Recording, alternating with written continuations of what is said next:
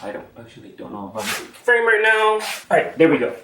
Hey team, so I want to go more into my philosophy and my approach to training and just share with you my personal thoughts and approach to my personal health and fitness, because I honestly do believe that our thoughts and our vision about our health and fitness should align for you to be successful as my client and for me be successful as your trainer. So there was a situation that happened yesterday where I was at the gym. Two things came about this after reflecting on the situation. One, I reacted in a particular way that was uncommon for myself. It summoned a lot of emotions. I've countered this situation numerous times in the past, and it never made me react this way or lingered in my head for this long. And then number two, I realized from that trainer that because he trained in this specific manner and because his life is dedicated to training in this particular way, in this case it's hypertrophy or building muscle size, everything in life looks like a nail for him, and the only tool he had was a hammer. So what was the situation, what happened, and what came out of it, and how am I using this to really express to you how I approach personal training and if I'm a good fit for you. So what happened was that I was at gym yesterday training one of my clients, and I was having him perform a pull down with the elbows forward rather than having his elbows stand out laterally. I have this as scapula pull down, and then this variation as the wide pull down. Elbows come out wide. There is a reason why I have two different variations for these movements and why there's so much nuance in my training. There are the scapula pull down, the sagittal pull down directly in front of you, right? The scapula pull down more to about 45 to 60 degree angle out to the side, and the wide pull down with palm face forward and the elbows fan out directly lateral to the shoulder, right? There's so much range of movement between here and here. Landing here is different than here. Landing here is different than landing here, right? You recruit different muscle fibers. They engage the body differently. There's a lot of nuance to movement.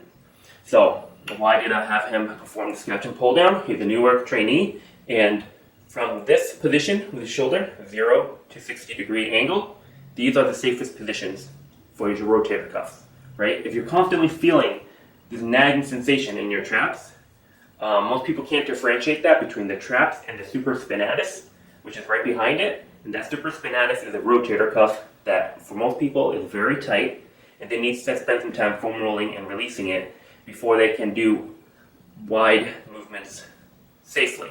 Time and time again, I've mentioned before, and I'll mention right now, that you don't want to injure yourself. Consistency is key for your health and fitness success. So I had him doing a scapula pull down. From across the room, I hear somebody say, "Hey, look at that guy do the scapula. Look at that guy do the pull down." See how I automatically differentiated it? The scapula pull down is what I call it, versus him. For him, it's just a pull down. There are numerous variations of the pull down. But for him, he was a bodybuilder, and he came from the bodybuilding lens of how to do everything. So he was saying, it's just all arms. That guy don't know how to get his client big. And these are the things he say, pretty loud. Initially, I was like, you know what? He's using all arms? No, like this movement here, you don't only use your arms. Like, what are you talking about? But I'm gonna let that slide because he continued and he said, oh, look, he don't know how to get his client big. And without even asking my client about their roles, why I programmed and have him do this particular movement in this manner, it's just a bad look for the guy. And then he went on to continue insulting me, saying that, some people are just fast responders. Like, what the fuck does that mean? And they just come to the gym, lose big weight, and they just grow. And he don't actually know what he's doing. So that upsetted me because obviously it was an insult to me. But normally I don't let insults get to me. I just let it slide because I know that it's some issue that they have. But let's retrace and talk about his comments regarding my client's particular movement. So again, I mentioned that if you're a trainer and your claim to fame is, let's say, a bodybuilding approach or muscle building approach, again, everything in the gym will look like a nail because all you have is a hammer. All you're trying to do is grow, get big, grow. The only purpose for anybody coming to the gym is for them to get big. I've been there before, I've trained clients in the past, and it still somewhat affects my training philosophy. Having muscle mass is great because it helps you with blood sugar levels It helps you with increasing metabolism, so you can eat more throughout the day, so you can worry less about your weight. You know, there are benefits to having muscle mass, as well as, you know, having more muscle mass is correlated with longevity.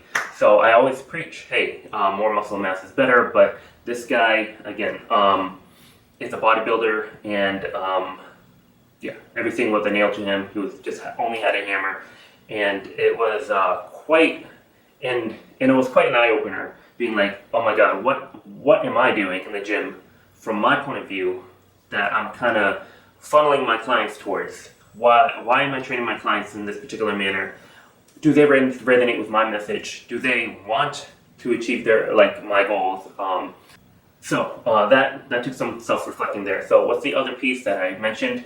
Why did this cause an emotional response that typically I do not get? I've run into trainers all over Boston where I train, where other trainers badmouth the other trainer to try to steal the client, try to make them look in front of their client so that they can continue their methodologies, right?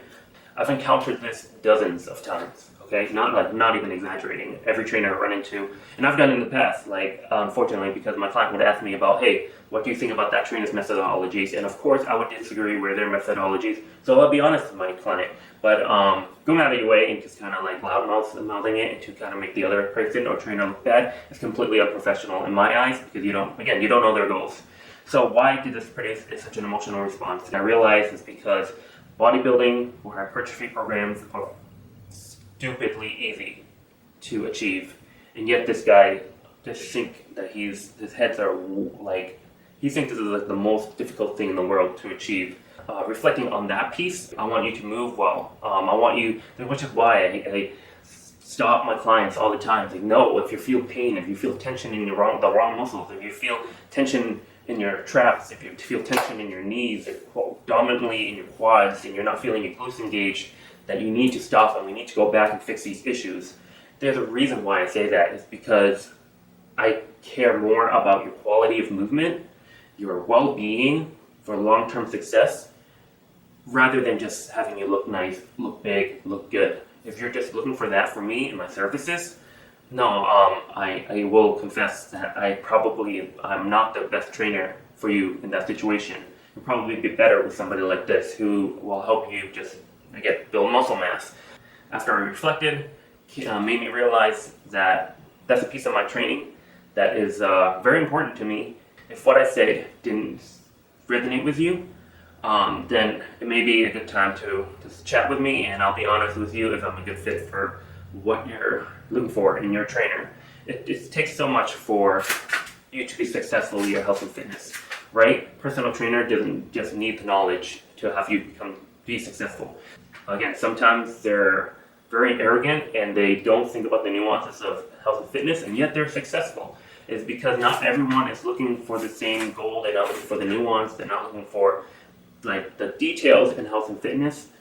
They just want to see the results. And while we can work together to try to achieve that, I'm always going to funnel and gravitate towards the side of, hey, we need to move better. Hey, we need to increase our mobility. Hey, we need to increase the stability and increase our core strengths.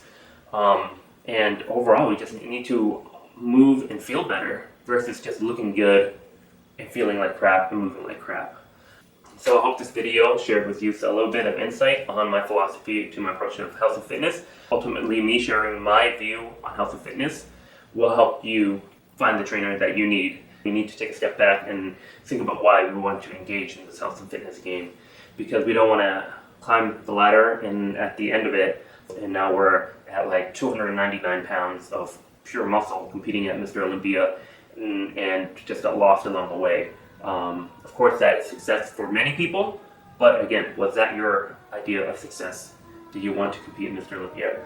Alright, this has been a lot of rambling already, going to 100 different directions now with this video, but if you have any questions about the video, just let me know. If you need any clarification, because I just rambled on and like touched too many topics. And then I'm going to go back and kind of just filter myself, because again, this was an emotionally charged situation that occurred. And I am sure I said something bad about this other trainer in the video. Again, it's always about the other person's insecurities whenever they should talk another individual. But nonetheless, I want to do my part and try to stay professional on my end. So, yeah. Have a great day, everybody, and remember to work out.